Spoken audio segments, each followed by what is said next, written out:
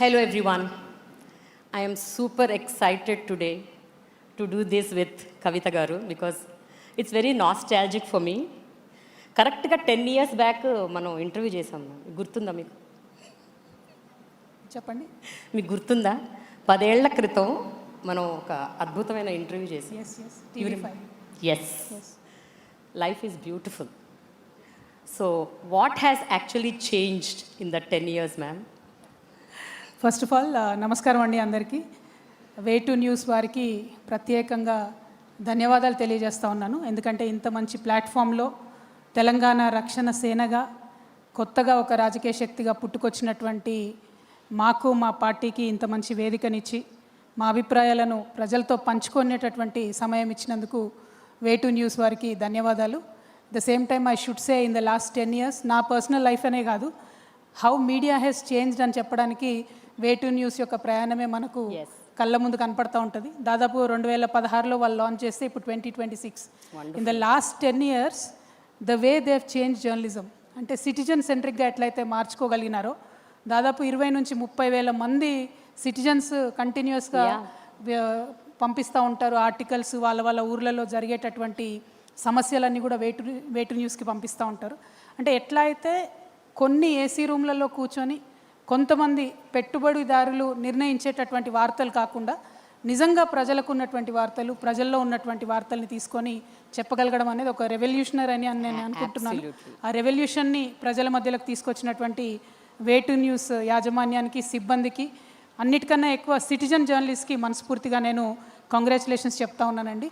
అంటే కొన్ని విషయాల్లో నిజంగా గూగుల్లో కూడా లేనటువంటి ఊర్ల నుండి కూడా రిపోర్టింగ్ చేయడం అంటే మామూలు విషయం కాదు. I'm extremely proud.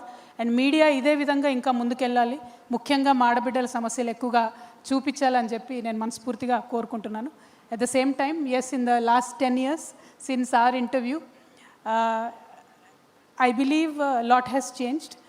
పర్సనల్గానే కాదు, పొలిటికల్గా, అదేవిధంగా ఒక మనిషిగా నేను నా జీవితంలో అనేకమైనటువంటి చేదు అనుభవాలు అనుకోవచ్చు, కఠినమైనటువంటి పరిస్థితులు అనుకోవచ్చు, అవన్నిటినీ ఫేస్ చేసిన తర్వాత నాలో కూడా కొంత పరిణితి వచ్చింది, నాలో కూడా కొంత మార్పు వచ్చింది. ప్లస్ కఠినమైన నిర్ణయాలు తీసుకోవాలనేటటువంటి ఒక సంకల్పం, బలమైన సంకల్పం వచ్చింది. సో అందరికీ నచ్చని తొవ్వైనా సరే మనం కరెక్ట్ అనుకునే తొవ్వలో వెళ్ళాలనే బలమైన సంకల్పం ఈ 10 సంవత్సరాలలో నాకు పర్సనల్గా వచ్చిందని నేను భావిస్తాను. అయితే మ్యామ్, ఒక మాట, మనం 10 ఏళ్ల క్రితం చేసిన ఇంటర్వ్యూలో కేసీఆర్ గారి గురించి మీరు చాలా గొప్పగా చెప్పారు ఆ రోజు. మొన్న ఈ మధ్య మీరు కేసీఆర్ గారిని మరమనిషి అన్నారు. దానికి మీరు ఇచ్చే రీజనింగ్, ఆన్సర్? కేసీఆర్ గారు ఆ రోజైనా గొప్ప మనిషి, ఈ రోజైనా గొప్ప మనిషి. తెలంగాణ రాష్ట్రం గొప్ప మనిషి మరమనిషి ఎలా అయ్యాడని రాదనుకున్నటువంటి ఒక రాష్ట్రాన్ని కేంద్రంతో కొట్లాడి ప్రజలందరినీ కలుపుకొని తేవడంలో వారి గొప్పతనం ఒక 100 సంవత్సరాలైనా 1000 సంవత్సరాలైనా చెరిగిపోకుండా అలాగే ఉంటుంది. అందులో ఎటువంటి ఇది లేదు. ఉద్యమ కేసీఆర్తో ఎవరికి కూడా సమస్య లేదు. ముఖ్యమంత్రి కేసీఆర్తోని, బీఆర్ఎస్ పార్టీ అధ్యక్షుడు కేసీఆర్ గారితో చాలా మందికి సమస్య ఉంది, అట్లానే నాకు కూడా సమస్య ఉంది. సో ఎస్, ముఖ్యమంత్రిగా అయిన తర్వాత బీఆర్ఎస్ పార్టీ అధ్యక్షులు కేసీఆర్ గారు తీసుకున్న అనేక నిర్ణయాలతోని, ఐడియాలజికల్ ఇష్యూస్తోని నాకు ఇంటర్నల్గా అయినా ఎక్స్టర్నల్గా అయినా ఉన్నటువంటి భిన్నమైన అభిప్రాయాలని ధైర్యంగా చెప్పగలగడమే డెమోక్రసీ. సో అభిప్రాయాన్ని నేను పంచుకుంటా ఉన్నాను, అంతకుమించి ఏం లేదు. మీకు ఇలాంటి ఒక, అంటే ఈ సందిగ్ధం కానీ, ఒక అపోజిషన్ కానీ, అపోజ్డ్ వ్యూస్ కానీ మీకు కేసీఆర్ గారి ఫస్ట్ టర్మ్లో అనిపించిందా, సెకండ్ టర్మ్లో అనిపించిందా? అంటే ఇప్పుడు మీరు గతాన్నే పట్టుకొని వెళ్ళాడాలనుకుంటే నేనేం చేయలేను. కాకపోతే గతంలో ఎప్పుడైనా కూడా బీఆర్ఎస్ పార్టీలో ఏదన్నా డిఫరెంట్ వ్యూ చెప్పగలిగే వ్యక్తి ఎవరన్నా ఉన్నారంటే అది నేను ఒక్కదాన్ని మాత్రమే. అది కేసీఆర్ గారికి తెలుసు, ఆ పార్టీలో ఉన్న అందరికీ తెలుసు. కాకపోతే ఒక పార్టీలో ఒక సిస్టంలో ఉన్నప్పుడు ఇంటర్నల్గా చెప్తాం. ఆ సిస్టమ్ మనల్ని బయటికి పడేసి రోడ్డు మీద పడేసిన తర్వాత ఎక్స్టర్నల్గా చెప్పే పరిస్థితి క్రియేట్ అయింది. అంతే తప్పితే నా అభిప్రాయాలు మారలేదు, పరిస్థితులు మారినాయి అంతే. నేను అప్పుడు ఇంటర్నల్గా చెప్పింది ఇప్పుడు ఎక్స్టర్నల్గా చెప్పాల్సిన పరిస్థితికి నెట్టివేయబడ్డాను. నేను అనుకోని కోరుకొని తెచ్చుకున్నది కాదు.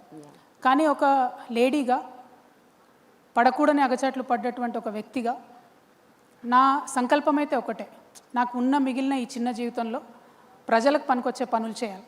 అలా చేయాలి అంటే నాకు తెలిసినటువంటి ఒకటే ఒక మార్గం, ఒక పొలిటికల్ వేలోనే సాధ్యమవుతుంది. రెవల్యూషన్ అనేది డాక్టర్ బాబాసాహెబ్ అంబేద్కర్ చెప్తారు రాజ్యాంగంలో, ఒక చుక్క రక్తం చిందకుండా నా భారతదేశ ప్రజలందరికీ నేను ఒక విప్లవాత్మకమైన మార్పును తీసుకొని వస్తాను ఈ రాజ్యాంగం ద్వారా అని ఆయన కాన్స్టిట్యూషన్. సో కేవలం ఒక పొలిటికల్ పార్టీ మాత్రమే బ్లడ్ షెడ్ లేకుండా ప్రజల జీవితాల్లో మార్పు తేగలుగుతుంది. సో అందుకే ఒక పొలిటికల్ పార్టీ పెట్టాలి, తెలంగాణ ప్రజల జీవితాల్లో మంచి మార్పును తేవాలనే ఉద్దేశంతో నేను ముందుకు వచ్చాను. నాకు తెలిసిన ఏకైక మార్గం అదే, కాబట్టి ఆ మార్గంలో నేను ప్రయాణిస్తూ ఉన్నాను. ప్రజలు ఆశీర్వదిస్తారు, దీవిస్తారు, వారి కోసం పనిచేసే అవకాశం ఇస్తారని బలంగా నమ్ముతా ఉన్నాను. Wonderful.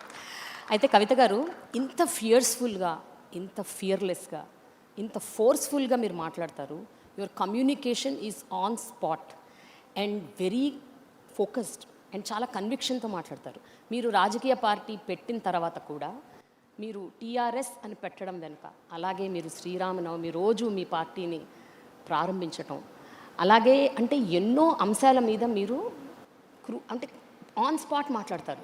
So much I'm sure there is a very prompt strategy behind it. అంటే మీరు ఎంతో ప్లాన్డ్గా ఇదంతా చేశారని నాకు అనిపిస్తోంది. అండ్ నాకేమనిపిస్తుంది అంటే మిమ్మల్ని చూస్తే మీలో ఒక చాణక్యుడు, చంద్రగుప్తుడు ఇద్దరు ఉన్నారనిపిస్తుంది.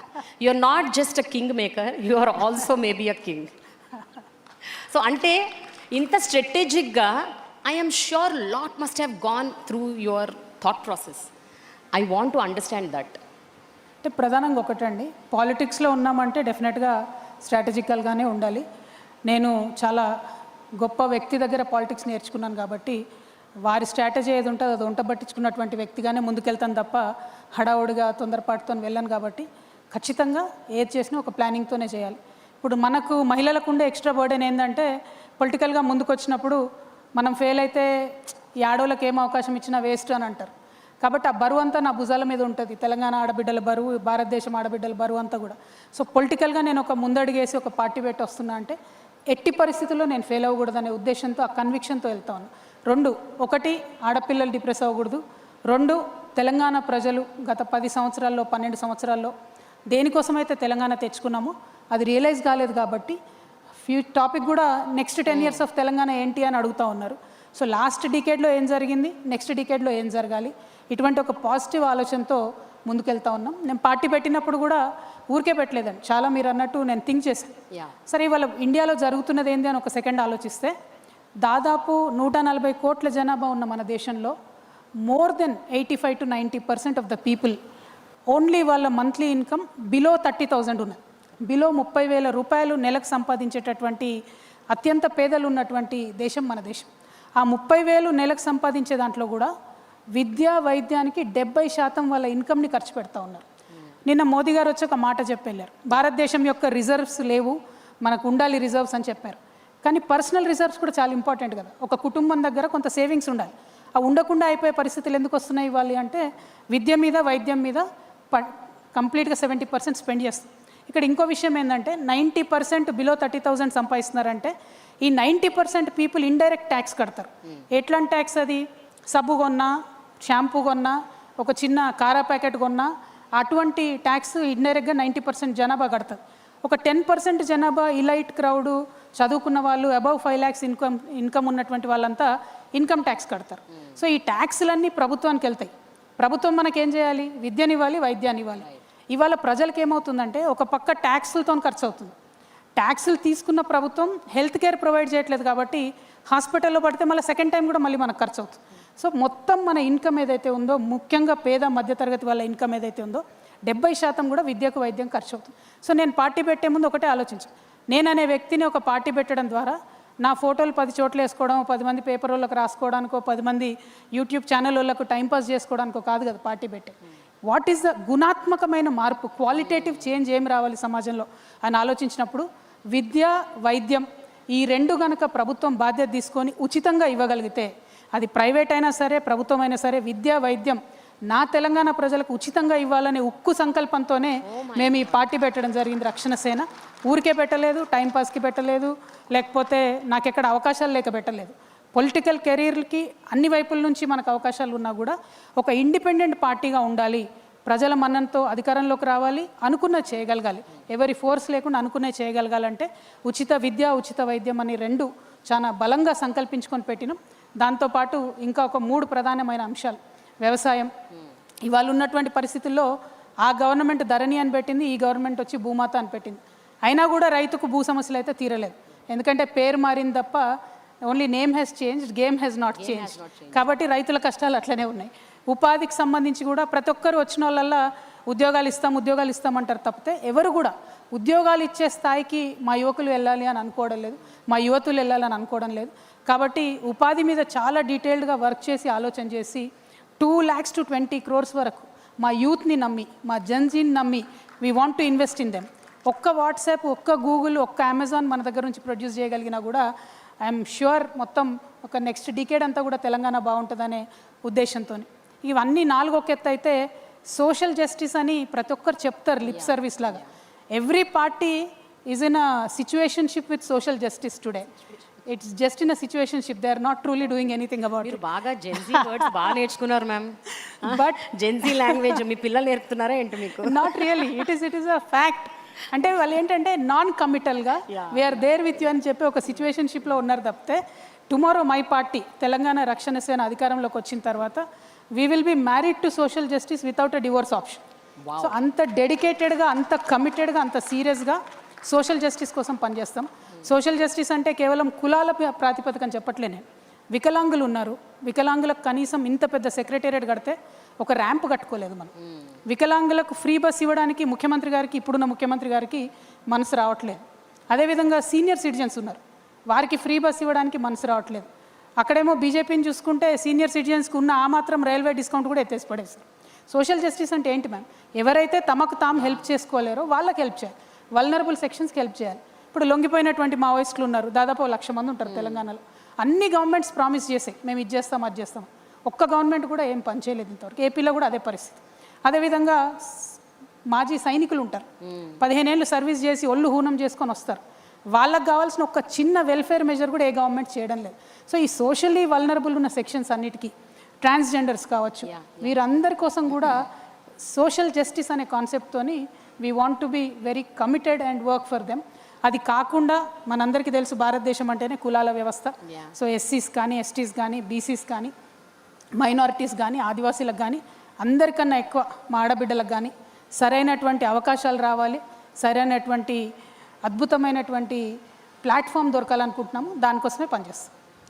ఇంత కూలంకషంగా మీరు మొత్తం ప్లాన్ చేస్తానని చెప్తున్నారు కదా ma'am. But tell me, very political scenarios ఎంత వైబ్రెంట్గా మారుతూ ఉన్నాయి అంటే the so much changing around. And Gen Z culture వచ్చాక ఇంకా మనం పొలిటీషియన్స్ అంటే మనం అంటే నేను కాదు మీరు, ద ట్రెడిషనల్ థాట్ ప్రాసెసెస్, ఇప్పుడు the traditional way of thinking, ఇవి చేస్తాం, అవి చేస్తాం, అవి ఇస్తాం, ఇవి ఇస్తాం అని చెప్తే ఇప్పటి జనరేషన్ నమ్మే పరిస్థితుల్లో ఉందా? How do you make them believe that you are going to do rather than telling that I will do? అంటే మీరు చెప్తారు చేస్తాము అని, ఎంతమంది చేశారు? సో ఈ క్వశ్చన్ రేజ్ అవుతుంది. And Gen Z is not willing. నేను మా పాట ఎందుకంటున్నానంటే 2010లో పుట్టిన వాళ్ళు ఇప్పుడు 2028లో ఓట్లు వేస్తారు. వాళ్ళెవ్వరికి కూడా తెలంగాణ ఉద్యమం గురించి కానీ, రెవల్యూషన్ గురించి కానీ, కేసీఆర్ గారు ఎంత కష్టపడ్డారు అవన్నీ I don't know how many people really know. I'm not sure, I don't even want comment on that. But నాకేంటి అంటే ఇప్పటి పొలిటికల్ సినారియోస్, ఇప్పటి పొలిటీషియన్స్ మీద ఎంతవరకు వాళ్ళకి నమ్మకం ఉంది? And when you say all of this, do you think that will convert into votes? అంటే ఒక్కటండి, సిచ్యువేషన్స్ మారినా, ఫ్యాషన్ మారినా, ట్రెండ్ మారినా, ఎప్పుడైనా బేస్ కోర్ అనేటటువంటిది ఒకటే ఉంటుంది. What is the core of my party? What is my core belief? Telangana is my core belief. Telangana first is my core belief. Telangana mother బోర్డ్గా ఏదన్నా ప్రోగ్రామ్స్ చేయొచ్చు, ఏదన్నా ఆలోచనలు చేయొచ్చు, కానీ ఏది చేసినా అంతర్లీనంగా తెలంగాణ వాదం ఉండాలి, తెలంగాణ ప్రజల ఇంట్రెస్ట్ ఉండాలి. అది స్టేట్ వైడ్గా చూసినప్పుడు, భారతదేశాన్ని చూసినప్పుడు ఇండియా యాజ్ అ కోర్ ఉండాలి, దాని మీద ఏదన్నా చేసుకోవచ్చు. సో జెన్జీ కావచ్చు, ఇంకోరు కావచ్చు, వాళ్ళు ఇవాళ మన లెక్క వరి అనకుండా రైస్ ప్లాంట్స్ అనొచ్చు, అన్నా సరే వరి అనేది, వడ్లు అనేవి భూమిలో పండుతాయి. సో ఆ గ్రౌండ్ కనెక్షన్ అనేది జెన్జీ కానీ ఎవరు కానీ లూజ్ అయితే సర్వైవ్ కాలేము. బట్ ఎస్, జెన్జీకి నేను అపాలజీస్ చెప్తా ఉన్నా, ఎందుకంటే we have spoiled the world for you. చాలా వాతావరణ కాలుష్యం జరిగింది, చాలా రకాల పొల్యూషన్ జరిగింది. Now Gen Z is worried about ఎట్లా పర్యావరణం ఎట్లా మారుతుంది, ఇట్లాంటి అనేక అంశాల మీద. కొన్ని మనం చేయలేకపోయినాం, కానీ ఇంకా కొన్ని ఇప్పుడు కూడా దగ్గరుండి చేసుకోవచ్చు. వేస్టేజ్ నిర్మూలించవచ్చు, ప్లాస్టిక్ వాడకం తక్కువ చేయొచ్చు. We can definitely make the world a better space. But ఇవన్నీ చెప్తున్నా కూడా మీతో నాకున్న కంప్లైంట్, మీతో అంటే ప్రెస్ వాళ్ళతో నాకున్న కంప్లైంట్ ఏంటంటే, ఎప్పుడున్నా ఏ చిన్న సమస్య వచ్చినా మా రాజకీయ నాయకులతో తప్పని రాస్తారు. కరెక్ట్ కాదండి. మేము at the core of our hearts మా ఫ్యామిలీ టైంని సాక్రిఫైస్ చేసుకొని సమాజం కోసం పనిచేయాలనుకుని వచ్చే వాళ్ళము. ఫండమెంటల్గా కరప్ట్ ఉండం. కొన్ని తెలిసి కొన్ని తెలియక ఎప్పుడైనా తప్పులు జరుగుతుండొచ్చు. బట్ జరుగుతున్న ప్రతి సమస్య మీద స్పందించేది ఈ దేశం మొత్తంలో ఒక రాజకీయ నాయకుడు మాత్రం. అండ్ ఇంతో అంతో భారతదేశంలో ఏ మార్పు వచ్చినా పొలిటికల్ పార్టీస్తోనే వచ్చింది. అంటే that is the beauty of democracy. ఆ డెమోక్రసీని ఇవాళ కిల్ చేసే విధంగా భారతీయ జనతా పార్టీ ఏం చేస్తుంది, ప్రాంతీయ పార్టీలు ఉండొద్దు అనేటటువంటి ఒక భయంకరమైన కుట్ర చేస్తూ ముందుకు వస్తుంది. డెఫినెట్గా వాటిని ఎదుర్కోవాల్సినటువంటి అవసరం ఉంది ప్రతి చోట. ఇప్పుడు తెలంగాణ ఫస్ట్ అని నేను ఎందుకంటున్నా, రీజనలిజం ఫస్ట్, నేషనలిజం నెక్స్ట్ అని నేను అంటానండి. ఎందుకంటే we're a union of states, we're not a central organization, we're a federal setup. దాంట్లో ఆ రెస్పెక్ట్, ఆ గౌరవం ఎవరిది వాళ్ళకు ఉండుకుంటూనే, ఎవరి ఐడెంటిటీ వాళ్ళకు ఉండుకుంటూనే రాజకీయం చేయాలి. కానీ ఈ దేశంలో ఏ మార్పు వచ్చినా అది పొలిటికల్గానే వచ్చింది. అది గాంధీ తాత దగ్గర నుంచి మొదలు పెట్టుకుంటే ఇప్పటి వరకు కూడా ఏ మార్పు వచ్చినా పొలిటికల్గా వచ్చింది. That is why I'm inviting all the Gen Z, I'm inviting all the youth. అందరికన్నా ఎక్కువ మా ఆడబిడ్డలు నేను ఇన్వైట్ చేస్తూ ఉన్నా. మీరు బయట ఉండి పొలిటీషియన్స్ బాగాలేరు, పొలిటికల్ పార్టీలు బాగాలేవు అంటే కుదరదు. రావాలి, పాలిటిక్స్లోకి రావాలి, పొలిటికల్ పార్టీస్లో చేరాలి, దగ్గరుండి ఏం చేయాలో ఏం చేయకూడదో అని చెప్పి ప్రజలకు బాధ్యత వహించి చెప్పాలి. కానీ దూరం నుంచి విమర్శించడం ఈజీ. ప్రెస్ వాళ్ళని కూడా అదే అంటున్నారు. మేము చేసిన మంచిని మీరు చెప్పరు మేడం, మేము చేసిన మంచిని చెప్పరు, పొలిటీషియన్స్ చేసింది. మీరు మాత్రం ఎంతసేపు ఏదైనా చిన్న తప్పు దొరికితే ఇదైపోయింది అదైపోయింది అని అనడం తప్పితే మేము చేసిన మంచిని చెప్పరు. సో ప్రెస్ మిత్రుల్ని, ముఖ్యంగా వేటు న్యూస్ వాళ్ళని కూడా కోరుతా ఉన్నాం, పొలిటీషియన్స్ చేసే మంచిని కూడా దయచేసి చూపించండి అని మా రిక్వెస్ట్. మ్యామ్, స్టార్టింగ్లోనే మిమ్మల్ని బాగా పొగిడాను నేను. మ్యామ్, తెలంగాణ రక్షణ సేన is it inviting Gen Z memberships and getting into the party? Absolutely we are. I believe Gen Z can make a lot of difference. పక్క దేశంలో చూసినాం, నేపాల్లో they have literally over through the resume, ఒక గవర్నమెంట్నే పడేశారు. ఇక్కడేమో చాలామంది కావాలి గవర్నమెంట్లను మార్చాలంటే, కానీ అక్కడ కేవలం 18 to 29 years లోపల ఉన్నటువంటి పిల్లలు ప్రభుత్వాన్ని తీసి అవతల పడేశారు. అంటే ఆ కాన్షియస్నెస్ ఇక్కడ మన పిల్లలకు కూడా రావాలి, అది మనం అలౌ చేయాలి. కానీ మనం ఏంటి, మన పిల్లోడు వాడు ఇంజనీర్ అవ్వాలి, డాక్టర్ అవ్వాలి, అమెరికా పోవాలి, డాలర్లు సంపాదించుకోవాలి అనుకుంటాం. అట్లీస్ట్ మన 2 తెలుగు రాష్ట్రాల్లో ఉన్నది. నేను కూడా ఆ కోవకు చెంది బాయిలర్ కోడి పిల్లలాగానే అమెరికా దాకా పోయి వెనక్కి వచ్చాను. కానీ తెలంగాణ ఉద్యమం నాకు నేర్పించింది ప్రజల మధ్యలో ఎట్లా ఉండాలి, ఉండడం వల్ల ప్రజలకు ఏం లాభం అని. అదే విషయం ఇవాళ జెన్జీకి తెలిస్తే, if they are among the people, they will work with the issues. I'm sure they will be way more effective than all of us put together. Ma'am, Telangana రాష్ట్రం ఏర్పడి ఇప్పుడు ఒక పుష్కరం దాటడానికి వస్తుంది, 12 years. మీరు చెప్పండి మ్యామ్, ఇప్పుడు ఈ 12 yearsలో ఏదైతే ఉద్యమానికి ప్రధాన కారణమైన నీళ్లు, నిధులు, నియామకాలు, అది ఎంతవరకు సక్సీడ్ అయ్యారు అట్లీస్ట్ ఇన్ 12 years అంటే ఏం చెప్తారు మీరు? And especially with regards to నీళ్ల విషయంలో ఇంకా చాలా రభస జరుగుతోంది. ఈ మధ్య కృష్ణా జలాల విషయంలో కూడా షేరింగ్, భాగస్వామ్యం అంటున్నారు. I want your comment on that. అంటే ఒక్కటండి, తెలంగాణ పర్స్పెక్టివ్లో చూసినప్పుడు మాత్రం నీళ్ళ విషయంలో దేనికోసం అయితే మనం కొట్లాడామో డెఫినెట్గా అన్యాయమే జరిగింది, న్యాయం జరగలేదు. కాంగ్రెస్ ప్రభుత్వం పెట్టినటువంటి ఖర్చుతో కలుపుకుంటే బీఆర్ఎస్ ప్రభుత్వం 1,89,000 కోట్లు ఖర్చు పెట్టింది. ఇప్పటి వరకు కాంగ్రెస్ ప్రభుత్వం 30,000 కోట్లు ఖర్చు పెట్టింది కేవలం సాగునీటి విషయంలో. కానీ ఇన్ని లక్షల కోట్లు ఖర్చు పెట్టినా కొత్తగా వచ్చింది ఎంత అంటే 15 లక్షల ఎకరాలకు మాత్రమే నీళ్ళు ఇచ్చుకోగలరు తెలంగాణ భూభాగంలో. అదే ఆంధ్రాలో రాష్ట్రాలు విడిపోయిన తర్వాత పోలవరం ప్రాజెక్ట్కి నేషనల్ స్టేటస్ రావడం, అదేవిధంగా అక్కడ ఏ పార్టీ ఉన్నా వాళ్ళు రకరకాల ఏర్పాట్లు చేసుకోవడంతో తెలంగాణ రాకముందు ఎన్ని నీళ్ళు అయితే వాడుకున్నారో ఆంధ్రాలో, అంతకన్నా ఎక్కువ నీటిని ఇప్పుడు వాడుకుంటున్నారు 2 నదుల్లో, కృష్ణ అయినా గోదావరి అయినా. సరే, అది ఆంధ్ర పాలకుల గొప్పతనమా మంచితనమా అన్నది పక్కన పెడితే, తెలంగాణ పాలకులు మాత్రం ఈ విషయంలో డెఫినెట్గా తెలంగాణ ప్రజలను ఫెయిల్ చేసినారనే విషయం చెప్పక తప్పదు. ఎందుకంటే లెక్కలు చూసుకున్నా, గణాంకాలు చూసుకున్నా, క్షేత్రస్థాయిలో వెళ్ళి రైతుల పరిస్థితి చూసినా కూడా పెట్టినటువంటి ఈ ఖర్చుకి వచ్చినటువంటి నీళ్లకు సంబంధం లేదు. అందుకే మేము చెప్తా ఉన్నాం, చాలా ఫోకస్డ్గా పనిచేయాలి. చాలా చిన్న చిన్న స్ట్రీమ్స్ ఉంటాయి. Telangana is a beautiful geography.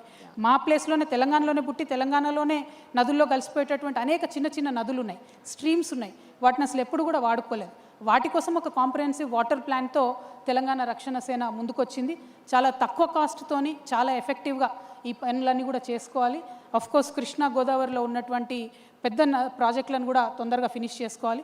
Unfortunately ఇప్పుడున్న కాంగ్రెస్ ప్రభుత్వం కూడా తట్టెడు మట్టి కూడా ఎత్తిపోయకుండా 30,000 కోట్లు మాత్రం కాంట్రాక్టర్స్కి ఇవ్వడం జరిగింది. సో కరప్షన్ అసైడ్ వాటర్ రాలేదన్నది మాత్రం వాస్తవం. వాటర్ విషయంలో you are completely dissatisfied with the earlier governments? నేను కాదండి ఫ్యాక్ట్ ఆన్ ద గ్రౌండ్ చెప్తున్నా నేను. ఇవాళ మహబూబ్ నగర్ జిల్లా 35 లక్షల ఎకరాలతోని అత్యంత పెద్ద జిల్లా ఉమ్మడి మహబూబ్ నగర్ జిల్లా. ఆ ఉమ్మడి మహబూబ్ నగర్ జిల్లా నుండి ఇవాళకి కూడా వలస వెళ్తూ ఉన్నారు. బాంబేకి వెళ్తూ ఉన్నారు, రకరకాల రాష్ట్రాలకు వెళ్తూ ఉన్నారు. ఎందుకు వెళ్తున్నారు వలస అంటే ఉన్న పొలానికి నీళ్ళు వచ్చే పరిస్థితి లేదు కాబట్టి. ఒక్క ఊర్లో ఒక తండాలో దాదాపు 80% ఇండ్లు కూడా తాళాలు వేసుకున్న పరిస్థితి. నిన్నగాక మొన్న మేము వెళ్ళి అక్కడ మీటింగ్ పెట్టచ్చు. ఆ రోజుకున్న పరిస్థితి కూడా అదే ఉంది. అంటే 12 ఏళ్ళ తర్వాత కూడా ఇంకా వలసలాగలేదంటే, ఇంకా నీళ్లు రాలేదంటే అది నా ఫీలింగ్ కాదు, అది వాస్తవం. అది చెప్తున్నాను, అది మారాల్సిన పరిస్థితి ఉన్నది. మిషన్ కాకతీయ, భగీరథ లాంటి స్కీమ్స్ కూడా ఏం చేయలేకపోయాయంటారా? నో నేను అసలేం జరగలేదు అనట్లేదు. 2 పెద్ద నదుల్లో కృష్ణ కానీ గోదావరి కానీ, దాని నుంచి ఎగ్జాంపుల్ మేడం, గోదావరిలో మాకు తెలంగాణకు 964 టీఎంసీలు నీళ్ళు రావాలి. ఈరోజు మన ఇద్దరం ఇక్కడ మాట్లాడుకునే ఈ క్షణం కూడా 250 టీఎంసీలకు పైగా గోదావరిలో ఒక చుక్క కూడా వాడుకోలేదు. ఇది ఆంధ్రలో ఫాల్ట్ కాదు కదా. తెలంగాణ రాష్ట్రం వచ్చి 12 ఏళ్ళు అయింది కదా. 121,000 కోట్లు కాళేశ్వరం పాలమూరు రంగారెడ్డి మీద ఖర్చు పెట్టాం కదా. మరి ఎందుకు నీళ్లు రాలేదు అని అడిగితే ఏముంది జవాబు?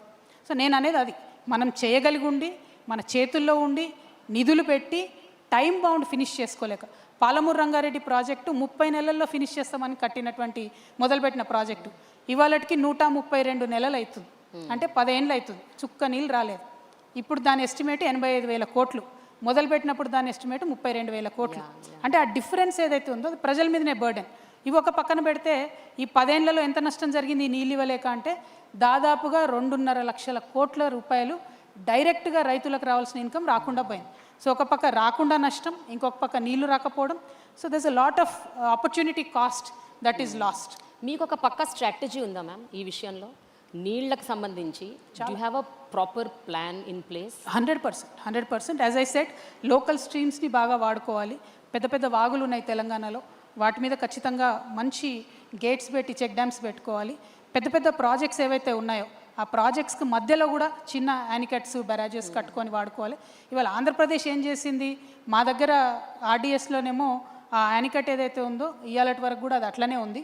కానీ అటుపక్క వాళ్ళు దాన్ని సుంకేష్లను బరాజ్గా మార్చుకొని దాని నుండి దానికే సప్లిమెంట్ చేసే విధంగా 2, 3, 4 అంటే ఒక స్ట్రీమ్ ఫెయిల్ అయితే ఇంకోటి, ఇంకో స్కీమ్ ఫెయిల్ అయితే ఇంకోటి అని అట్లా నిర్మించుకోగలిగారు. సో ఆ వ్యవస్థ ఏర్పాటు చేసుకోగలగాలి.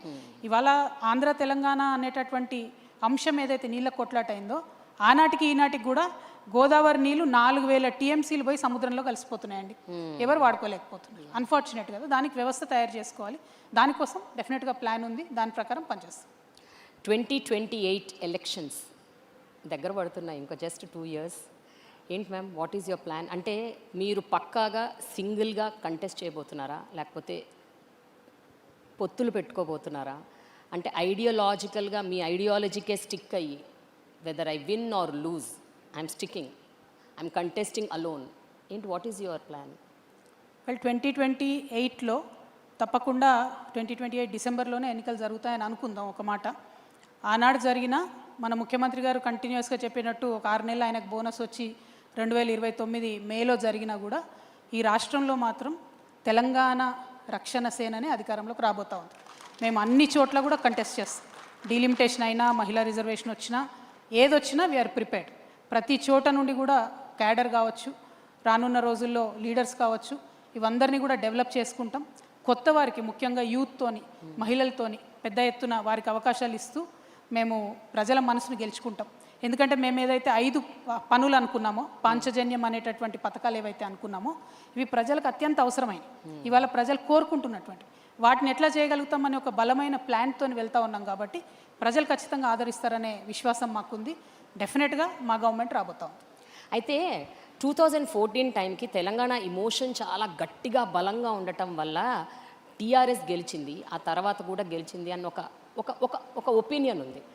ఇప్పుడున్న సిచ్యువేషన్లో the 2 largest parties Congress and BJP, వీళ్ళే ఏదైనా నిర్దేశిస్తారు, నడుపుతారంటారు. Without their support and their whatever you can't form government అన్నది ఒక మాట. దీని గురించి మీ అభిప్రాయం ఏంటి? మ్యామ్, పాలిటిక్స్లో ఇవాళ ఉన్నది రేపు ఉండదు, రేపు ఉన్నది ఎల్లుండి ఉండదు. తెలంగాణలో సామెత ఉంటుంది, పొట్టోని పొడగొడు కొడితే పొడుగని పోషమ్మ కొట్టిందని అంటారు. సో ఎట్లుంటుంది అని అంటే, ఇవాళటి వరకు మేము చాలా బలవంతుణ్ణి అని అనుకునేటటువంటి వాళ్ళు రేపు పొద్దున ఒక చిన్న సంఘటనతో మొత్తం సినారియో మారిపోతుంది. ఇవాళ పరిస్థితి చూడండి. నిన్న మొన్నటి వరకు బండి సంజయ్ గారు అంటే తిరుగులేని బీజేపీ నాయకుడిగా ఇక్కడ పేరుండే. నిన్న జరిగినటువంటి సంఘటనలో వారి అబ్బాయి మీద వచ్చినటువంటి ఆరోపణలో ఆయనంతటా ఆయన స్వయంగా వాళ్ళ కొడుకుని తీసుకెళ్లి పోలీసులకు అప్పచెప్తే ఆ పేరు అట్లానే ఉండేది. కానీ ఇవాళ ఏం జరుగుతోంది? అంత తీవ్రమైన ఆరోపణలు ఎదుర్కొంటున్నా కూడా కంప్లీట్గా రేవంత్ రెడ్డి గారు బండి సంజయ్ గారిని రక్షించడము, తెలంగాణ మహిళలందరూ నోటీస్ చేస్తున్నారు ఏం జరుగుతుందని చెప్పి. అంత గ్రేవ్ ఆరోపణలు ఉంటాయి.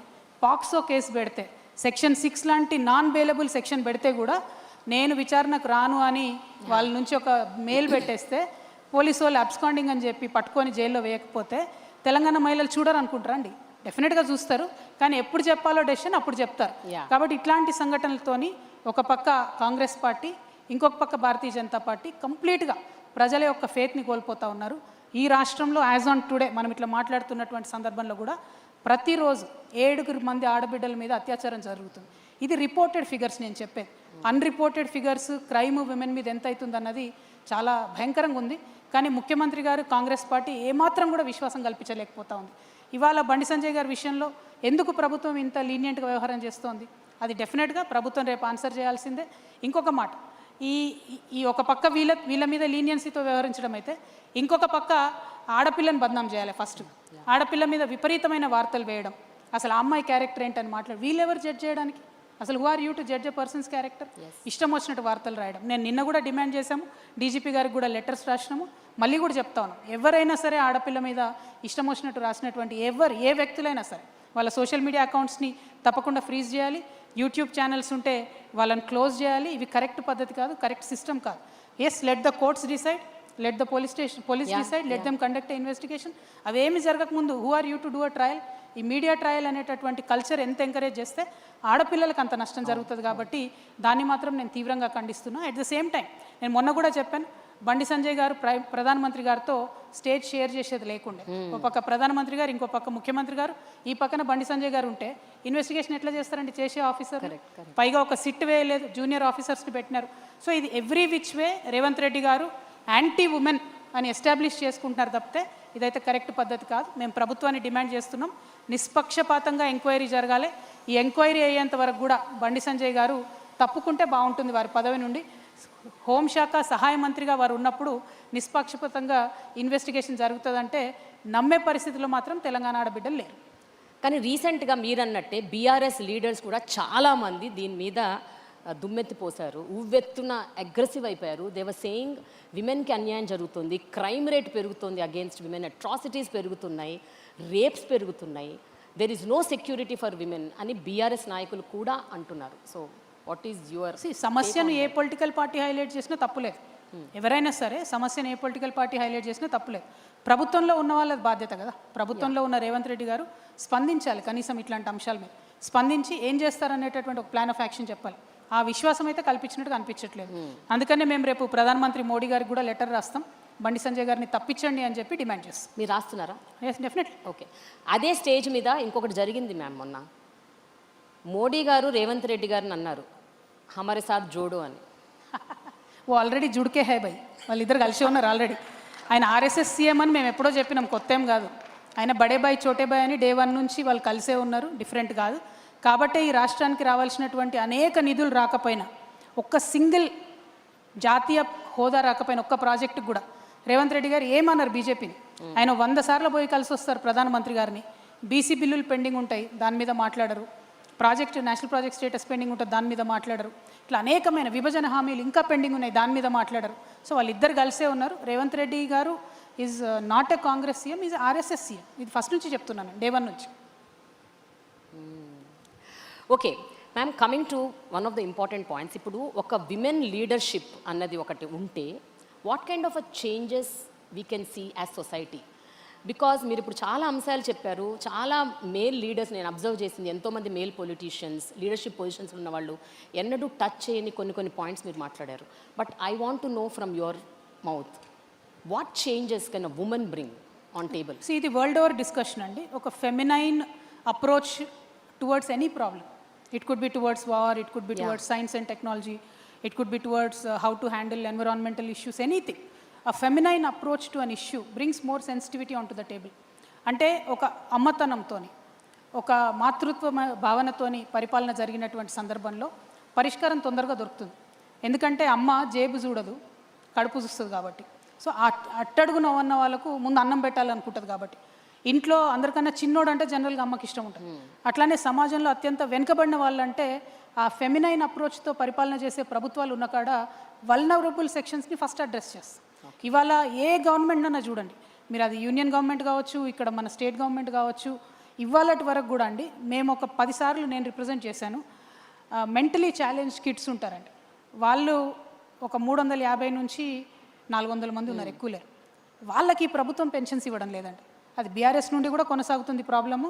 ఆనాడు ఈనాడు ఎప్పుడు కూడా పుష్ చేస్తున్నాం, రిపీటెడ్గా అపీల్ చేస్తున్నాం. ఎందుకంటే మెంటలీ ఛాలెంజ్ కిడ్స్ ఉన్నటువంటి పేరెంట్స్కి ఏమైందంటే మొత్తం వాళ్ళకు వచ్చేటటువంటి జీతంలో ఒక జీతం అంటే ఇద్దరు భార్యాభర్త సంపాదిస్తే ఒక జీతం అంతా ఆ పిల్లల కేర్కే పోతుంది. సో బేసిక్ పెన్షన్ కూడా వాళ్ళకి ఇవ్వలేనటువంటి పరిస్థితి. ఆ సెన్సిటివిటీ లేకపోవడం. Ultimately see what matters in a society is people should be happy. How can people be happy? వాళ్ళకుండా ఫండమెంటల్ ఇష్యూస్ అడ్రస్ చేస్తే హ్యాపీగా ఉంటారు. సో నేను రేపటి నాడు ఏం చెప్తున్నా అంటే విద్య కానీ వైద్యం కానీ ఈ vulnerable sections of the society ఎవరైతే ఉంటారో వారి కోసం ఒక స్పెషల్ కన్సర్న్. ఇట్లా మెంటలీ ఛాలెంజ్ కిడ్స్ ఉన్న వాళ్ళకి మా గవర్నమెంట్ వస్తే ఒక కేర్ టేకర్ని ఇస్తాం. సీనియర్ సిటిజన్స్ ఉంటే ఒక కేర్ టేకర్ని ఇస్తాం. చాలామంది యాక్సిడెంట్స్ అయ్యి స్పైనల్ కార్డ్ యాక్సిడెంట్ అయ్యి బెడ్ రిడన్ ఉంటారు, వేళ్ళ మీద లెక్కించదగిన వాళ్ళు ఉంటారు. కానీ వారి కోసం ఆ ఇంట్లో ఉన్నటువంటి ఒక వ్యక్తి కంప్లీట్గా టైం స్పెండ్ చేసే పరిస్థితి ఉంటుంది. వారికి ఒక కేర్ టేకర్ ఇస్తాం. You're not giving thousands of crores కదా, ఇప్పుడు థౌజండ్స్ ఆఫ్ క్రోర్స్ మనము కాంట్రాక్టర్లకు ఇస్తున్నాం తప్పితే మన ప్రజల కోసం ఎందుకు ఆ సెన్సిటివ్ అప్రోచ్ మిస్ అవుతున్నాం అన్నదే నేను అనుకునేది. ఒక విమెన్ లీడ్ చేసినట్టయితే ఆ అప్రోచ్ ఉంటుందని చెప్పి నేను బలంగా నమ్ముతున్నాను. జనరల్గా ఒక ఉమెన్ లీడర్షిప్ పొజిషన్స్లోకి వెళ్తున్నారు అంటే వాళ్ళని అంటే ఒక స్టీరియోటిపికల్ ఒపీనియన్తో చూస్తుంది సొసైటీ. అంటే వాళ్ళు మంచిగా ఉండాలి, సాఫ్ట్గా ఉండాలి, సైలెంట్గా ఉండాలి, పెద్దగా మాట్లాడకూడదు, గట్టిగా మాట్లాడకూడదు. And there is a stereotypical opinion. When a woman puts her point across fiercely, forcefully, like you, they say she's bossy or and criticisms vastayi, lot of social media brunt vastadi, ento vastadi. But if a man does that, they call him aggressive. If a woman does, it is a different narrative altogether. Meeru ivanni experience ayi untaru. So what do you have to say about this? Ma'am, నేను ఫండమెంటల్గా నమ్మేది ఏంటంటే leader should not have a gender. Leader అంటే leader లాగా చూడాలి. అది ప్రజలు కూడా అలవాటు చేసుకోవాలి. విమెన్ అయినా vulnerable section of the society నుండి వచ్చేటటువంటి నాయకులుగా ఎదగాలనుకునేటటువంటి వ్యక్తులైనా కూడా లీడర్ అనే వాళ్ళకు జెండర్ ఉండదు, కులం ఉండదు అనేది ఫస్ట్ గమనించుకోవాలి. నేను ఓన్లీ విమెన్ని లీడ్ చేస్తానని నేను బయలుదేరితే నేను ఫెయిల్ అవుతాను. సపోజ్ నేను ఒక ఎస్సీని అనుకోండి, నేను ఓన్లీ దళిత్ని లీడ్ చేస్తాను బయలుదేరితే నేను ఫెయిల్ అవుతాను. సపోజ్ నేను ఒక అప్పర్ కాస్ట్ అనుకోండి, నేను ఓన్లీ అప్పర్ కాస్ట్ని లీడ్ చేస్తాను బయలుదేరితే ఫెయిల్ అవుతాను. లీడర్ అనేవాడు అందరినీ సమానంగా చూడగలగాలి. ఈ రూమ్లో ఉన్న వాళ్ళందరూ నా వాళ్ళు అనుకునేటటువంటి వాళ్ళు లీడర్ అవుతాడు తప్పితే ఆ ఒక్క టేబుల్ మీద కూర్చున్న వాళ్ళే నా వాళ్ళు అనుకుంటాడు క్యాడర్ అవుతాడు. సో క్యాడర్కి లీడర్కి ఉండే తేడా తెలుసుకోవాలి. రాజకీయాల్లో కొత్తగా రావాలనుకునేటటువంటి యూత్కి కానీ విమెన్కి కానీ నేను రిక్వెస్ట్ చేసి చెప్పేది ఒకటే, kindly be the leader, think like a leader. See you'll eventually become a leader with a lot of experience, with a lot of hard work మించి అయితే ఏది లేదు, దానిలో షార్ట్ కట్ లేదు. But to become a leader you should start thinking like a leader. ఒక సామెత ఉంటుందండి, a cat which wants to become a lion should lose its appetite for rats అని. నువ్వు ఎలకల్ని చంపుదాం అనుకుంటే నువ్వు సింహం ఎట్లయితావు, పులి ఎట్లయితావు, నువ్వు అనుకునే టార్గెట్ నీది పెద్దగా ఉండాలి. అప్పుడే నువ్వు సింహం లయన్ అవుతావు తప్పితే లేదా పిల్లిలాగానే మిగిలిపోతావు. కాబట్టి ఆ అప్రోచ్ సొసైటీలో వచ్చినప్పుడు మాలాగటి లేడీస్ కావచ్చు, వల్నరబుల్ సెక్షన్స్ నుంచి లీడర్షిప్ చేద్దాం అనుకునే వాళ్ళు కావచ్చు, అరే నాకు పొలిటికల్ బ్యాక్గ్రౌండ్ లేదు, నా దగ్గర పైసలు లేవు, నేను ఎట్లా లీడర్ కావాలనుకునే వాళ్ళు కావచ్చు, థింకింగ్ మారితే అన్ని మారుతాయి అనేది గమనించుకుంటే బాగుంటుంది. మీ అటైర్, మీ డిస్పోజిషన్, మీ ప్రజెంటేషన్ కూడా మారుతూ వచ్చింది ఈ 10 ఏళ్లలో. అక్క అని పిలిపించుకునేవారు ఒకప్పుడు, ఇప్పుడు అమ్మ అని పిలవాలని కోరుకుంటున్నారు. So what is the ideology or philosophy or strategy behind this? Generally people should age in a very dignified manner అండి. ఏజ్ మారుతున్న కొద్దీ మన భారతదేశంలో అందరూ కూడా అటైర్ మార్చుకుంటూ వెళ్తారు. సరే, వేరే దేశాలలో 60 ఏళ్ళలో 70 ఏళ్ళలో కూడా మళ్ళీ ఇంకా యంగ్గా కనపడాలే ప్రయత్నం చేస్తూ ఉంటారు. But with age, people generally keep changing. My attire or my appearance or my thinking has changed very drastically after my experience in the jail. నేను ఆ చూసినటువంటి పావర్టీ కావచ్చు, చూసినటువంటి కష్టాలు కావచ్చు, లైఫ్ చాలా చిన్నది, ఈ చిన్న లైఫ్లో ఏదో పెద్దగా పనిచేయాలని అనుకొని నేను చాలా బలంగా ముందుకొచ్చానండి. మీరు అన్నట్టు why should you think like a mother not like a sister అంటే, సిస్టర్ బాధ్యత కొంతవరకే ఉంటుంది. మదర్ అయితే ప్రాణం పెట్టైనా కుటుంబం కోసం పనిచేస్తాను. నా ఇంట్లో లొల్లైతే నేను ఎంత తపనబడి పనిచేస్తానో, నా రాష్ట్రంలో ఏ మూల లొల్లైనా కూడా నేను అంత తపనబడి పనిచేయాలని అనుకుంటున్నా. కాబట్టి I want to think like a mother. I want to take that responsibility like a mother. I hope people will understand and people will support me. Yeah, but చెప్పండి, మీరు గ్రోయింగ్ అప్ అలాగే రాజకీయాల్లోకి వచ్చిన తర్వాత కూడా ఎంతోమంది విమెన్ లీడర్స్ని చూసుంటారు. ఇందిరాగాంధీ గారి దగ్గర నుంచి Sonia Gandhi, Jayalalithaa, కన్నిమౌరి, so many. What did you learn and unlearn from them, if I have to ask? అంటే it is a general question that I'm asking. మీరు ప్రతి ఒక్కళ్ళ గురించి చెప్పక్కర్లేదు, but on the whole if you observe. అంటే నేను జనరల్గా మా ఇంట్లో మా నాన్నగారిని చూసుకుంటూ పెరిగానండి. How do you think like a leader అన్నది నేను వారి దగ్గరే నేర్చుకున్నాను. సరే, ఆయన దగ్గర నేర్చుకున్నాను కాబట్టి, ఆయనతోని నాకు ఆ థాట్ ప్రాసెస్, ఆ క్లారిటీ వచ్చింది కాబట్టి ఇవాళ ఆయన్ని కూడా నేను వ్యతిరేకించగలుగుతున్నాను. డెఫినెట్గా వ్యతిరేకిస్తాను, అనేక అంశాల్లో ideological ఇష్యూస్లో వ్యతిరేకిస్తాను. Father is different, leader is different, but he definitely is a person whom I learnt a lot from. తర్వాత ఇందిరాగాంధీ గారు పుట్టినప్పటి నుంచి, చిన్నప్పటి నుంచి కూడా అందరం చూస్తూ పెరిగాం. Sushma Swaraj is another very very very fine lady. నాకు చాలా ఇష్టం మేడం అంటే. సరే, ఆవిడ బీజేపీ పార్టీ ఐడియాలజీ నాకు డిఎన్ఏ సరిపోదు, కానీ as a personality she is crazy. I mean she is amazing. ఆమె చాలా ఇష్టం నాకు. మార్గరెట్ థాచర్ గారు కూడా చాలా ఇష్టం. సో అట్లా చూసుకుంటూ పోతే అందరికన్నా బిగ్గెస్ట్ లీడర్ జ్యోతిబా పూలే అనుకుంటా నేను. ఎందుకంటే ఆయన బాగుపడమే కాదు, నాతో పాటు నా భార్య బాగుండాలి, నా భార్య కూడా 10 మందికి చదువు చెప్పాలి అని ఆ టైంలో అందరినీ, సమాజాన్ని ఎదిరించి ఒక రిఫార్మిస్ట్ లాగా ముందుకు వచ్చాడు. తెలంగాణలో అనేక మంది లీడర్స్ ఉన్నారు. సో ఒక్కరిద్దరు కాదండి, ఇన్స్పిరేషన్ చాలా ఏరియాస్ నుండి వచ్చింది. చాక లైలమ్మ గారి దగ్గర కావచ్చు, కుమరం భీమ్ గారి దగ్గర కావచ్చు. సో ఈ గడ్డ ఇచ్చిన ఇన్స్పిరేషన్ కూడా మామూలుది కాదు. కాకపోతే ఎంత ఇన్స్పిరేషన్ ఉన్నా కూడా అది యాక్షన్లోకి రానప్పుడు you will never become a leader. So నేను స్వయంగా కష్టపడితే తప్పితే, నేను స్వయంగా సమస్యలను దగ్గరికి వెళ్ళి చూస్తే తప్పితే, ప్రజల మధ్యలో ఉంటే తప్పితే అర్థం కాదు. కాబట్టి జనం బాట లాంటి కార్యక్రమాలు తీసుకోవడం కావచ్చు, బతుకమ్మ లాంటి కార్యక్రమాలు తీసుకొని ఆడబిడ్డల దగ్గరికి వెళ్ళడం కావచ్చు. సో అది వేరు. అంటే learning is different, experiencing it for your self is different. So అది చేస్తూ ఉన్నాము, ప్రజల మధ్యలోనే గత 20 సంవత్సరాలుగా ఉన్నాం. కాబట్టి అంతమంది ఇన్స్పిరేషనల్ లీడర్స్ దగ్గర నుంచి వచ్చినటువంటి సారాంశాన్ని రేపొద్దున ప్రజల కోసం ఉపయోగపెట్టగలుగుతానని నేను అనుకుంటున్నాను. అయితే ఇక్కడ ఒక పర్సనల్ క్వశ్చన్ మ్యామ్. మీరు ఇవన్నీ ఫేస్ చేస్తూ ఎన్నో టర్బులెంట్ టైమ్స్ చూశారు, జైలుకి వెళ్ళారు, చాలా ప్రాబ్లమ్స్ ఫేస్ చేశారు. You had tears in your eyes when your in your lowest of low phases. ఇవన్నీ చూసి యూ టుక్ దిస్ స్టెప్. చెప్పండి, మీ మదర్ ఏమనుకుంటారండి? What does she feel when she sees all of this in the family? ఇంత జరుగుతోంది, ఈ కాన్ఫ్లిక్ట్ని ఇంకే రకంగా సాల్వ్ చేసుకోవచ్చు కదా.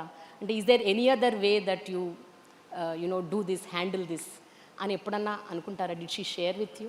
No, I don't want to talk about my personal issues here, Andy. It is a political difference that I have with my family, and that difference will continue. Personally, whatever it is between me and my family is not for you. Okay. Thank you. Okay, ma'am. Finally, I have a rapid fire. Oh God. So, This is scary. అంటే rapid fire అంటే మరి వెంటనే ఫటాఫటా చెప్పక్కర్లేదు, అంతేనా? But you can take time. Okay. It is a rapid fire. Okay. Okay, the first question. ఇప్పటి వరకు మిమ్మల్ని ఏ ఫోరంలో కానీ, ఎక్కడ కానీ, ఏ ఇంటర్వ్యూస్లో కానీ అడగని ఒక ప్రశ్న, అడిగితే బాగుండు అనిపించిన ప్రశ్న ఏంటి? క్వశ్చనా? అసలు అడగకపోతే బాగుండు అనిపిస్తుంది. Nothing really. అన్ని రకాలు అడిగారు. అయితే ఈ మధ్య యూట్యూబ్లో వచ్చినాక ఏంటంటే మేము ఆన్సర్లు చెప్తామో చెప్పమో అవసరం లేకుండా వాళ్ళే అడిగేస్తున్నారు. కాబట్టి చాలా క్వశ్చన్లు అడిగారు. అడగంది ఏం లేదు అనుకుంటున్నాను నేనైతే. ఓకే, విజయ్ గెలుపు అండ్ మమతా ఓటమి, మీ ఒపీనియన్ ఏంటి? అంటే యాంటీ ఇన్కంబెన్సీ అనేది ఎంత పెద్ద నాయకులనైనా వదిలిపెట్టదని మమతా మేడం ఓటమితో తెలిసింది. ప్లస్ బీజేపీ ఎలక్షన్ మెషినరీ ఎంత స్ట్రాంగ్ ఉంది అనేది కూడా బెంగాల్ ఎలక్షన్లో అర్థమైంది. విజయ్ గారి గెలుపులో ఒక ఫ్రెష్నెస్ని ప్రజలు ఎంతగా కోరుకుంటున్నారు, ఒక మర్యాదపూర్వకమైనటువంటి మాటలతో కూడా ఎట్లా విమర్శించవచ్చు అనేది విజయ్ గారు చూపించారని చెప్పి నేను అనుకుంటున్నా. ఇప్పుడు అక్కడ తమిళనాడులో విజయ్ గారు వచ్చినట్టే రేపు ఇక్కడ మేము వస్తామని కూడా నేను బలంగా అనుకుంటున్నాను. Wow, that's good. మీ గురించి పూర్తిగా తప్పుగా ఉన్న ఒక రాజకీయ స్టీరియోటైప్ ఏంటి? అంటే an opinion that is generated. I don't no. నేను ఎక్కువ చూడను మేడం సోషల్ మీడియా, మీరే చెప్పలేదని ఉంటే. బికాస్ మీ చెవిలో పడుతుంది కదా అట్లీస్ట్. ఐఎమ్ సారీ, ఎవరో ఒకళ్ళు వచ్చి చెప్తారు కదా మీరు చూడకపోయినా. Not really. నేను అసలు చాలా తక్కువ చూస్తాను మ్యామ్ సోషల్ మీడియా, ఓకే, చాలా తక్కువ. I don't no. You don't know. Okay, ఇతర పార్టీల్లో మీరు బాగా అభిమానించే లీడర్ ఎవరు? ఇతర పార్టీలలోనా? అంటే మన తెలుగు రాష్ట్రాల్లో పెద్ద గొప్ప నాయకులు ఎవరున్నారు మేడం? పెద్ద కనిపించట్లేదు. అందరు చెప్పిన పనులు ఏవి చేయకుండా అన్ని అబద్ధాలే చెప్తున్నారు కదా. రేవంత్ రెడ్డి గారు ఉన్నారు, 420 హామీలు ఇచ్చిర్రు, 4 కూడా పూర్తి చేయలేదు. కాబట్టి ఆయన గురించి చెప్పలేము. అట్లానే భారతీయ జనతా పార్టీ ఉంది. ఇప్పుడు కిషన్ రెడ్డి అన్న కావచ్చు, బండి సంజయ్ గారు కావచ్చు, వీళ్ళెవ్వరు కూడా కనీసం తెలంగాణను అక్కడ నిల్చొని హిందీ వాళ్ళంతా ఎడపిడ తిడుతుంటే కనీసం నిలబడి మన రాష్ట్రాన్ని కూడా డిఫెండ్ చేయట్లేదు. వాళ్ళతో పెద్ద ఇన్స్పిరేషనల్గా మనం తీసుకునేది లేదు. పాత లీడర్లు, పోయిన కాలంలో ఉన్న లీడర్లు గొప్పగా ఉన్నారు. ఒక ఎన్టీ రామారావు గారు బయలుదేరారంటే ఆనాడు తెలుగు ప్రజలకు గౌరవం వచ్చింది దేశమంతా. ఆ తర్వాత ఒక కేసీఆర్ గారు బయలుదేరినారంటే తెలంగాణ ప్రజలకు గౌరవం వచ్చింది దేశమంతా. అట్లాంటి టాల్ లీడర్స్ జాబితాలో నేను చేరాలనుకుంటున్నాను. ఈ పెట్టి పాలిటిక్స్, చిన్న చిన్న పాలిటిక్స్, కరప్షన్స్ ఇట్లా చేసేటటువంటి లీడర్స్ని అభిమానించేటటువంటి పరిస్థితి కూడా లేదనుకుంటున్నాను. ఒక ఫన్ క్వశ్చన్. ఫన్నా? ఓకే. 10 ఏళ్ల క్రితం మీరు నా ఫేవరెట్ లీడర్ రేవంత్ రెడ్డి అన్నారు నాతో ఇంటర్వ్యూలోనా? రేవంత్ రెడ్డి ఎందుకంటే అప్పుడు అన్నారు మీరు. మీరు కాంటెక్స్ట్ చెప్తే బాగుంటుంది. అప్పటికిప్పటికి ఏం మారిందో చూద్దాం. అదే ఇదే క్వశ్చన్ అడిగాను అప్పుడు 10 ఏళ్ల క్రితం, who is your favourite political leader అని. మీరు రేవంత్ రెడ్డి అన్నారు. అప్పటికిప్పుడు మారాడు కదండి ఆయన కూడా చాలా. ఇప్పుడైతే ఇచ్చిన మాటలన్నీ తప్పాడు కదా. ఎస్. ఓకే, పర్సనల్గా పొలిటికల్గా ఒక strong quality of yours that makes a distinct difference with others, మిగతా వాళ్ళతో పోలిసి చూస్తే. బేసికలీ చిన్నప్పటి నుండి నేను నేర్చుకున్నది ఒకటి మేడం, సచ్చినా కూడా అబద్ధం చెప్పను. అది నాకు నష్టం చేసేదైనా కూడా అబద్ధం చెప్పను. అది నాకు చాలా నష్టాన్ని ఇచ్చింది పర్సనల్ లైఫ్లో కూడా, పాలిటిక్స్లో కూడా. But it's okay, I don't care. ఎందుకంటే అల్టిమేట్లీ ట్రూత్ విల్ విన్ అని నేను బలంగా నమ్ముతాను. మొన్న నా కేసు విషయంలో అదే చెప్పాను, అంతకుముందు అదే చెప్పాను. అనేకమైన పొలిటికల్ ఫోరమ్స్లో డైరెక్ట్గా చాలామంది నాకు శత్రువులైనా కూడా I'm the person who speak the truth. అయితే అడ్వాంటేజ్ ఏంటంటే మేడం, నిజం చెప్తే క్లారిటీ ఆఫ్ థాట్ ఉంటుంది. అబద్ధం చెప్తే గుర్తుపెట్టుకోలే ఎవరికేం చెప్పాము. సో అంత ఓపిక నాకు లేదు, కాబట్టి నిజమే చెప్తాను. అది ఇనవే అడ్వాంటేజ్, ఇనవే డిసడ్వాంటేజ్ అని నేను అనుకుంటున్నాను. సో ఒక అబద్ధం నిజంలాగా స్వైర విహారం చేస్తుంటే సోషల్ మీడియాలో ఎలా అనిపిస్తుంది? ఎందుకంటే మీరు అన్నారు ఆ లిక్కర్ స్కామ్ విషయంలో, ఇది కూడా అగైన్ 10 years బ్యాక్ నా ఇంటర్వ్యూలో అన్నారు. లిక్కర్ స్కామ్ విషయంలో 10 years బ్యాక్ నాకు ఇచ్చిన ఇంటర్వ్యూలో అప్పుడు ఒక మాట అన్నారు, లిక్కర్ అన్నది చాలా బ్యాడ్, ఏ దేశంలో ఉండకూడదు అని మీరు ఒక స్టేట్మెంట్ ఇచ్చారు. అప్పుడు మీరు ఎప్పుడైతే ఆ లిక్కర్ స్కామ్ విషయంలో మిమ్మల్ని నిందితులుగా పెట్టారో, ఇది ఒక మీమ్ లాగా వెళ్ళిపోయింది సోషల్ మీడియాలో. And it was laughing stock అనమాట. విచ్ ఈజ్ ఇప్పుడు నిజం బయటపడ్డది that you are out of it, it clean chit ఇచ్చారని. So when you see such things which is not real, what goes through, how do you feel? Madam ఒక్కటి నేనేమంటున్నా, మనము ఎట్లా ఉంటామో అట్లా ఉంటాం. దాన్ని కొంతమంది అర్థం చేసుకుంటారు, కొంతమంది సిచ్యువేషనలీ వాళ్ళు ఎట్లా చూడాలనుకుంటే అట్లా చూస్తారు. Simple as that. నేను ఇప్పటికి కూడా బలంగా చెప్తా ఉన్నా, నేను ఆస్ట్రాలజీ కూడా బలంగా నమ్ముతాను, ముహూర్తాలు కూడా అన్నీ ఫాలో అవుతాను. జనరల్గా లిక్కర్ కానీ రాహు కానీ ఇవన్నీ మనకు సరిపడినటువంటి అంశం. కానీ బీజేపీ బై డిజైన్, ఒక వ్యక్తి కేజ్రీవాల్ అనేటటువంటి వ్యక్తి యాంటీ కరప్షన్ పేరుతో వచ్చినటువంటి వ్యక్తి కాబట్టి ఆయనను కరప్షన్ అలిగేషన్స్లో ఇరికించాలి. అదేవిధంగా కల్వకుంట్ల చంద్రశేఖరరావు గారిని బద్నాం చేయాలంటే ఏం చేయాలి, వాళ్ళ డాటర్ ఎవరైతే సంస్కృతి సాంప్రదాయాల పేరుతో వచ్చిందో ఆవిడని యాంటీ ట్రెడిషన్స్కి పోర్ట్రే చేయాలంటే ఏం చేయాలని చెప్పి ఈ లిక్కర్ కేసు అనేటటువంటిది by design Bharatiya Janata party చేసినటువంటి స్కీమ్. దీన్ని కోర్ట్స్ చూసి డిశ్చార్జ్ చేశారు. Madam acquittal is difference, discharge చేస్తూ జడ్జి గారు ఏం చేశారు, నేను ఖచ్చితంగా ఆ సిబిఐ ఆఫీసర్ మీద ఎంక్వైరీ చేస్తున్నాను, it's first time in Indian history. So అంత బలంగా ఈ కేసులో ఏమీ లేదని వారు చెప్పడం జరిగింది. అల్టిమేట్గా నేను మీతో చెప్పేది ఏంటంటే మేడం, బయటవాడు ఏం చూస్తాడన్నది పక్కన పెడితే మన ఫ్యామిలీ, మన ఇంటి వాళ్ళు మనల్ని బలంగా నమ్మి మనతో సైడ్ చేసి ఉంటే ప్రపంచాన్ని ఎదిరించవచ్చు. నా విషయంలో నాకు మా అమ్మగారి సైడ్ నుంచి ఆ సపోర్ట్ నేను అనుకున్నంత రాలేదు, కానీ నా అదృష్టం బాగుంది, మా అత్తగారి సైడ్ వాళ్ళు చాలా బలంగా నన్ను సపోర్ట్ చేశారు. కాబట్టి ఇవాళ ఇట్లా మీ ముందు నిలబడి మాట్లాడగలిగేటటువంటి ధైర్యం కానీ తెగో కానీ ముందుకెళ్ళేటటువంటి అవకాశం కానీ వచ్చిందని నేను నమ్ముతా ఉన్నాను. ఓకే, ఏది ఎక్కువ కష్టం అండి, public criticism or private betrayal? Private betrayal. Betrayal private betrayal అయినా బయటికి చూపించలేం కదా madam. Public criticism is easy because if you are with the truth you can face it. But ఇప్పుడు మల్టీలేయర్డ్ అయిపోయింది కదా, యూట్యూబ్ తర్వాత ట్విట్టరు తర్వాత ఫేస్బుక్, సో ఒక్కొక్క దగ్గర ఒక్కొక్కటి వస్తూ ఉంటుంది. అది ఫేస్ చేయడం వ్యక్తిగతంగా కూడా ఇబ్బందే, పొలిటికల్ పార్టీస్ కూడా ఇబ్బందే, అన్నిటికన్నా ఎక్కువ ప్రజలకు ఇబ్బంది. ఎందుకంటే ఒక్కొక్క ఫోరం ఒక్కొక్కటి చెప్తుంది. ఇవాళ వాస్తవంగా తెలంగాణలో కరెక్ట్ వార్త ఏది చూడాలి అంటే నమస్తే తెలంగాణ కొనుక్కోవాలి, ఈనాడు కొనుక్కోవాలి, ఆంధ్రజ్యోతి కొనుక్కోవాలి, అన్ని పేపర్లు చూస్తే తప్పితే అసలు విషయం ఏందని అర్థం కానటువంటి పరిస్థితి వచ్చింది. So it is unfortunate it has come to that. Yeah, రాజకీయ నాయకుల్లో ఈ మధ్యకాలంలో మీరు అబ్జర్వ్ చేస్తే మోస్ట్ ఓవర్ రేటెడ్ క్వాలిటీ ఏంటి which you are observing? Over రేటెడ్గా కనిపించే క్వాలిటీ ఏంటి? I don't no. బేసిక్ ఇప్పుడు మళ్ళీ చెప్పినట్టుగా రాజకీయ నాయకులు అందరూ కూడా చెడ్డవాళ్ళు కాదు. యా అంటే in general, I'm talking in general. We're out of time. Yeah, fine. See, this is a bad question. We'll close it in 5 minutes. Okay. Yeah. I don't know, ma'am. I can't say because we are all very good politicians at the heart. Oh, yes. Really? Okay. Okay. Final question అండి. ఒక 20 ఏళ్ల తర్వాత రాజకీయ చరిత్ర రాసినప్పుడు కవిత గారి గురించి రాసే ఆ ఒక్క సెంటెన్స్ ఏమైతే బాగుంటుంది అని మీరు అనుకుంటున్నారు? What is that one line that people should recognize you with? Telangana ప్రజలకు మర్చిపోలేనంత మంచి చేసింది అనేది ఉండాలి. ఒక సెంటెన్స్ ఉంటే చాలండి, ఇంకేం అక్కర్లేదు. Thank you so much. Thanks a lot for this wonderful conversation. Thank you. Thank you, Way2 News, Thank you for giving me this opportunity. Thank you.